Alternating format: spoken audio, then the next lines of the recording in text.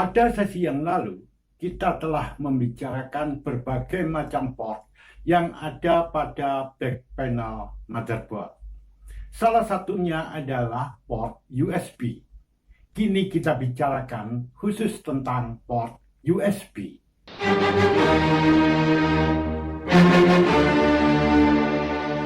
Sebagaimana telah kita ketahui, bahwa USB merupakan kependekan dari Universal Serial Bus. Port USB ini berfungsi untuk menghubungkan PC atau motherboard tersebut dengan berbagai macam perangkat eksternal PC yang didesain menggunakan konektor USB. Sesuai dengan namanya, yaitu Universal Serial Bus, kalimat atau kata universal menunjukkan umum, sehingga port ini bisa digunakan untuk berbagai macam perangkat, asalkan perangkat tersebut didesain menggunakan konektor USB. Contohnya, dahulu keyboard dan mouse didesain menggunakan port PS2, kini sudah beralih didesain menggunakan port USB. Begitu pula printer model lama dulu selalu menggunakan port LPT atau port paralel. Kini telah bermigrasi diubah menggunakan konektor USB sehingga menggunakan port USB tersebut. Masih banyak perangkat lain yang seperti itu. Contoh perangkat-perangkat lain yang menggunakan konektor USB antara lain flash disk, hard disk eksternal, Bluetooth, gamepad atau joystick, webcam, dan lain-lainnya. Masih banyak perangkat yang menggunakan port USB ini. Sesuai dengan namanya, USB, Universal Serial Bus, seluruh data yang dikirim melalui port USB ini menggunakan teknik serial.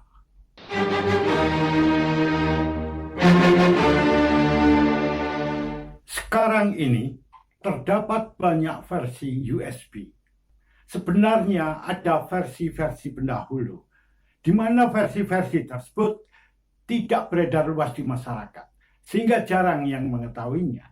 Versi tersebut antara lain USB versi 0.7, USB versi 0.8, USB versi 0.9, USB versi 0.99. Barulah kemudian pada tahun 1996 dirilis USB versi 1.0.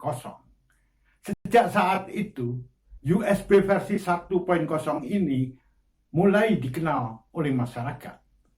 Tak lama kemudian muncullah USB versi 1.1. Dan untuk selanjutnya dari tahun ke tahun muncullah versi USB yang lain, yaitu USB versi 2.0, USB versi 3.0, USB versi 3.1, USB versi 3.2, dan USB 4. Masing-masing versi ini memiliki kecepatan transfer data maksimum yang berbeda-beda. Saya berikan contoh, untuk USB versi 1.0 memiliki kecepatan transfer data maksimum 1,5 megabit per detik. Sedangkan untuk USB versi 1.1 memiliki kecepatan transfer data maksimum 12 megabit per detik. USB versi 1.0 tadi dikenal dengan nama low speed, sedangkan USB yang versi 1.1 dikenal dengan nama full speed. Dan USB versi 2.0 dikenal dengan nama high speed, memiliki kecepatan transfer data maksimum 480 megabit per detik. USB versi 3.0 yang dikenal dengan nama Superspeed memiliki kecepatan transfer data maksimum 5 gigabit per detik. Dan selanjutnya yang versi 3.1 memiliki kecepatan transfer data maksimum 10 gigabit per detik. Sedangkan yang versi 3.2 memiliki kecepatan transfer data maksimum 20 gigabit per detik. Dan USB 4 memiliki kecepatan transfer data 40 gigabit per detik. Pada beberapa produk perangkat keras seperti motherboard, baik yang ada di motherboard desktop maupun laptop, diberikan tanda-tanda khusus pada port USB ini untuk membedakan versi yang satu dengan lainnya. Awalnya, port USB ini selalu warnanya hitam, kebanyakan sebagian besar warnanya hitam. Sejak muncul yang versi 2.0 diberikan tanda warna biru. Namun tidak semua perangkat pada motherboard tersebut menggunakan warna biru. Ada juga yang masih tetap menggunakan warna yang hitam. Dan ketika muncul yang versi 3, beberapa produk motherboard baik desktop maupun laptop memberikan warna port ini dengan warna merah. Namun sekali lagi, seperti pada yang versi 2 tadi, tidak semua perangkat atau motherboard baik desktop maupun laptop memberikan warna itu. Jadi hanya pada produk-produk tertentu. Warna ini hanya sekedar untuk membedakan versi satu dengan lainnya. Jadi untuk memudahkan pengguna agar bisa mengetahui bahwa port USB itu versi berapa. Tentulah di sini USB yang memiliki versi yang lebih tinggi memiliki kecepatan transfer data maksimum. Proses transfer datanya lebih cepat dibandingkan versi-versi yang lebih rendah.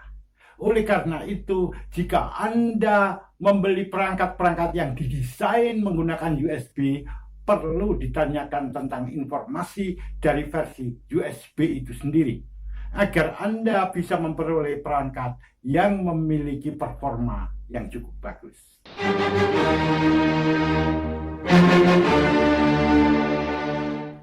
Port USB memiliki beberapa kelebihan dibandingkan port-port yang lain.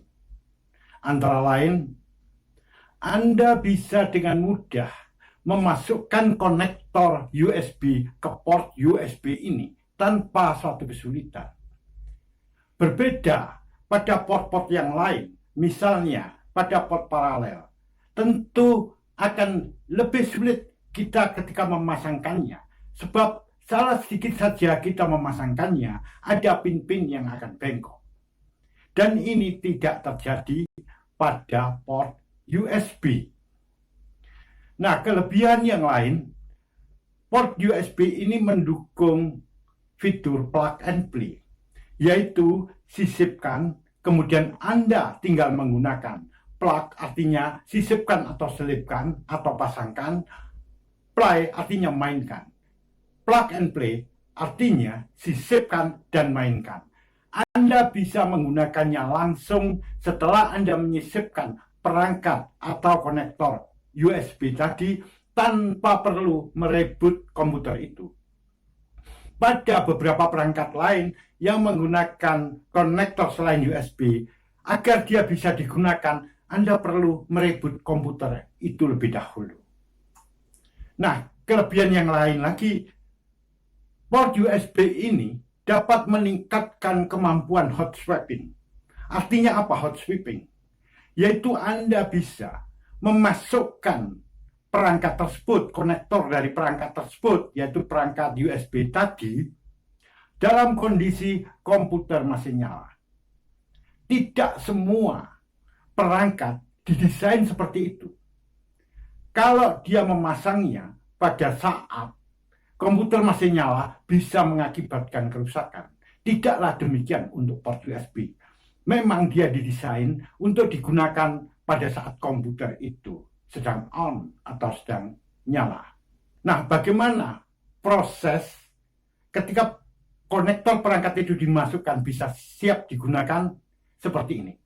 Ketika konektor USB itu diselipkan pada port USB, maka sistem komputer segera mengenalinya dan segera memproses drivernya, sehingga perangkat tersebut bisa langsung digunakan.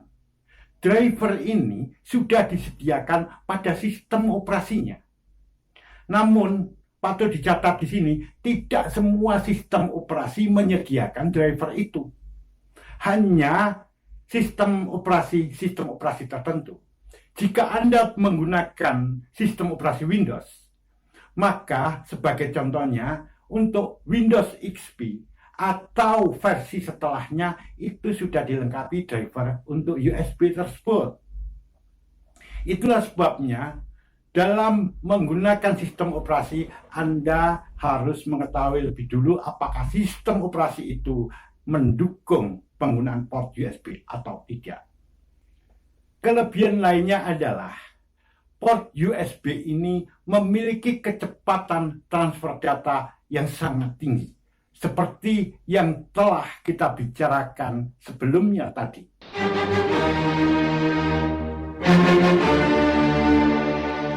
Pada perangkat modern sekarang ini sudah mulai berpindah atau bermigrasi menggunakan sistem USB.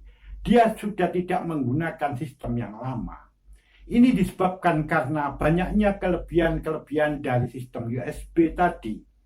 Itulah yang menjadi sebab mengapa pada motherboard modern sekarang ini pada bagian back panelnya tersedia banyak sekali port USB. Dia lebih banyak dibandingkan dari produk-produk yang lama. Sedangkan port yang lama seperti port PS2, port serial, port paralel, dan lainnya tidak digunakan lagi.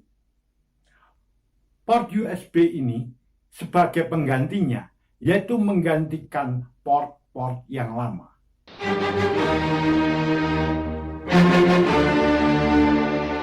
Ada yang perlu Anda ketahui tentang port USB ini, yaitu tentang kompatibilitasnya. Apakah kompatibilitas itu? Yaitu kesesuaian. Kesesuaian antara port USB dengan konektor dari perangkat yang akan digunakan atau dengan USB perangkat yang akan kita gunakan. Contohnya di sini, port USB versi 2 itu memang didesain diperuntukkan untuk perangkat-perangkat yang menggunakan USB versi 2 juga. Namun, port versi 2 ini juga tetap kompatibel, tetap sesuai. Bisa digunakan untuk USB versi sebelumnya. Misalnya yang versi 1.0 atau versi 1.1 bisa dimasukkan ke port USB versi 2.0 tersebut. Namun bila Anda menggunakan perangkat yang didesain menggunakan USB versi 3, belum tentu itu bisa digunakan. Kadang-kadang malah tidak dikenali oleh sistem komputer. Ini yang dimaksud kesesuaian tadi. Jadi kalau Anda menggunakan USB versi 3, sebaiknya Anda memasukkan ke port USB yang versi 3.0 juga.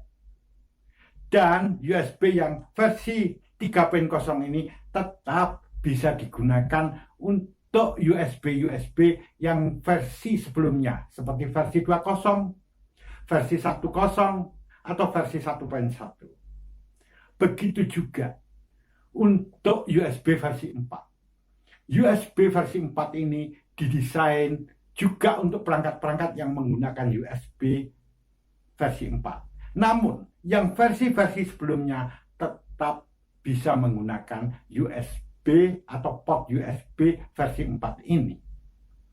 Jadi dapat dikatakan bahwa port USB ini sebaiknya digunakan untuk perangkat-perangkat yang menggunakan sistem USB yang versinya sama atau yang lebih rendah dari versi port USB itu sendiri. Jangan memasangkan pada port USB tersebut versi USB yang lebih tinggi karena seringkali tidak dapat dikenali. Jika Anda menggunakan perangkat yang versi USB-nya lebih rendah dari versi port USB-nya, lantas kecepatan transfer datanya seberapa besar? Begini contohnya. Apabila ada suatu perangkat yang didesain menggunakan USB versi 2, kemudian dimasukkan pada port USB versi 3, kecepatannya ikut yang mana? Kecepatannya akan mengikuti yang terendah.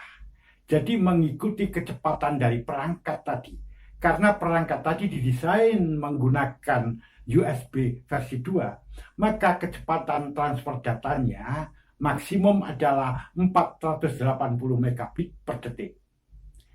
Dia tidak bisa mengikuti kecepatan dari port USB-nya. Bagaimana kalau terbalik?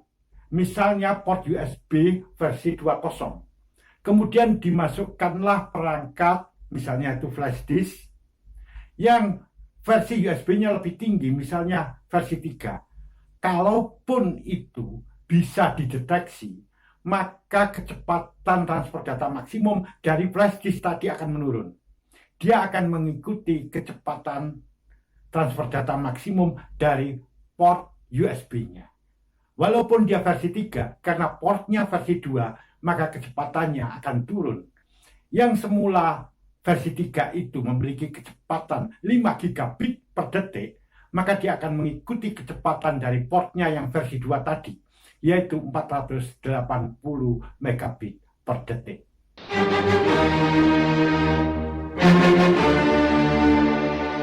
Masih ada lagi yang perlu Anda ketahui, bahwa port USB ini sebenarnya juga menyediakan power listrik dengan voltase sebesar 5 volt dengan arus maksimum 500 mA. Untuk perangkat-perangkat yang membutuhkan power yang tidak begitu besar, jadi yang membutuhkan power yang kecil, misalnya keyboard atau mouse, bisa mengambil power dari port tersebut. Pada port tersebut, power 5 volt dengan arus 5 mA itu terdapat pada saluran kabel yang berwarna merah, di mana saluran kabel ini sudah menjadi satu paket, terbungkus dalam satu paket pada kabel USB itu sendiri. Sedangkan untuk perangkat-perangkat yang membutuhkan power yang besar, misalnya printer, tidak bisa mengambil power dari port USB ini. Dia harus mengambil power dari sumber listrik sendiri.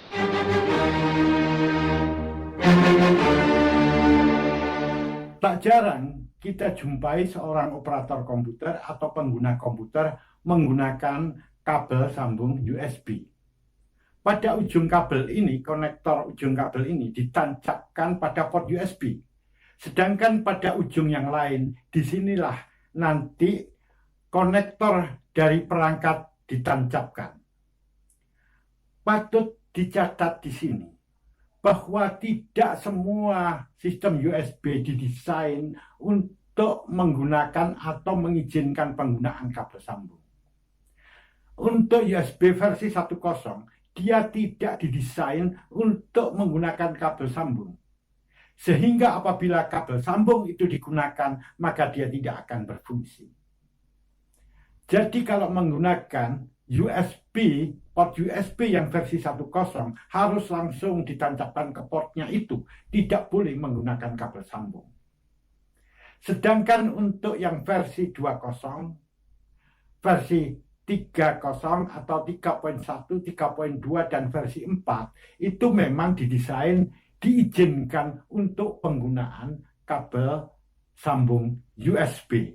Sehingga apabila ujung yang satu itu ditancapkan pada konektor komputernya dan pada ujung yang lain disambungkan ke perangkat yang menggunakan sistem USB ini, tidak menjadi masalah. Dan yang patut dicatat, kabelnya tidak boleh terlalu panjang. Semakin panjang kabel, maka di sini akan mengurangi fungsionalitasnya. Sehingga ada kemungkinan perangkat yang disambungkan pada ujung kabel tadi tidak akan terdeteksi atau tidak dikenali.